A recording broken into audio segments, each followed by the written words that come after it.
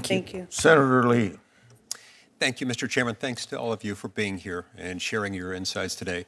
The fentanyl crisis has infiltrated our homes, our schools, our communities, our workplaces, taking lives and destroying lives at an unprecedented rate. In Utah, fentanyl-related deaths are rising, and they've become a devastating reality for far too many families. Seems everyone knows someone, and in Utah, in many cases, almost everyone is related to someone who has been impacted adversely, if not lost their life due to this crisis. From 2014 through 2023, deaths involving fentanyl surged by a staggering 116%. And in 2023 alone, over 600 times in Utah, someone returned home to find their son, their daughter, their sibling, their parent had lost their life due to a tragic opioid overdose. This marks a dramatic increase from just 23 deaths in 2014. Now, in 2023, Utah set a record for the most fentanyl pills seized in a year. Then, by the very next year, just 6 months into the year, by July of 2024, the DEA's Rocky Mountain Field Division had already confiscated well in excess of that, close to 800,000 pills, surpassing the entire year, record-breaking year of 2023, which recorded 664,200 pills in just 6 months. The sharp increase in fentanyl-related deaths has significantly outpaced the decline that we've seen in deaths from prescription opioids. So we took all these steps as the crisis emerged as significant, roughly a decade or so. And then all of a sudden, we've seen the number of deaths from the non-prescription related drugs exceeding those. The number of fentanyl-related deaths more than doubled between 2019 and 2020 alone, and that trend has only gotten worse since then. The victims of this deadly scourge include our loved ones, our neighbors, our friends. Mr. Puerta and Ms. Noring, thank you for being with us today in particular and for sharing your testimonies.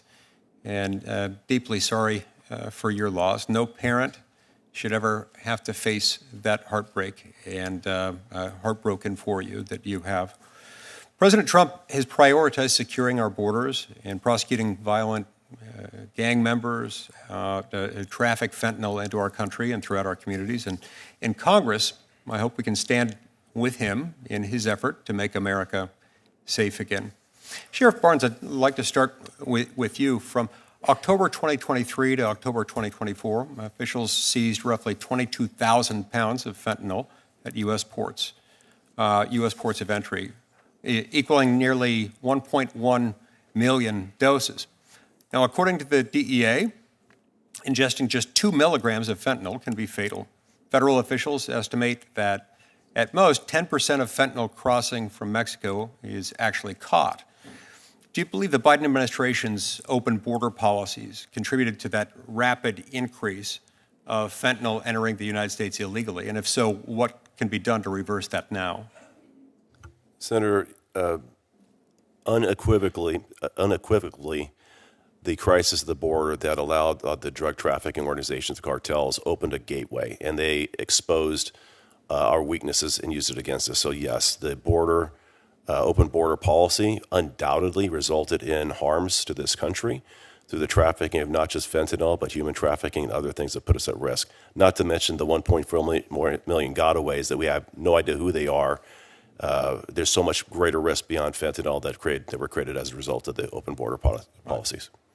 I appreciate what you've done in Orange County. It's sparked the creation of all kinds of memes that are in fact flattering of your county and the efforts that you have undertaken there. Memes suggesting, for example, that when people cross into your county, they're sometimes shocked to learn at the extent to which you're willing to enforce the law. And yet, California law in some meaningful ways has impeded your ability to enforce the law and make Californians safer. What can you tell us about that and how sanctuary jurisdictions are adversely affecting your work? Well, first, as far as laws, in 2014, we had Prop 47 passed. We had Prop 36 passed, which reversed a lot of the Prop 47 impacts. We're already seeing incarceration rates go up, which is on repeated crime. So we're seeing some positive results there with accountability being restored back into California. Regarding the issues, your second question was specific to immigration Sanctuary policy. jurisdictions in California law, whether I can speak for myself. I cooperate with our federal partners to the extent allowable by law. I believe those are creating harms by restricting our ability to communicate. I have to release people back into our communities that reoffend to come right back. I do not believe they should be allowed to do that. I would support changing that, challenge that law, and give us the ability to cooperate with our federal partners. Senator Blumenthal. Thank you. Thank you, Mr. Chairman.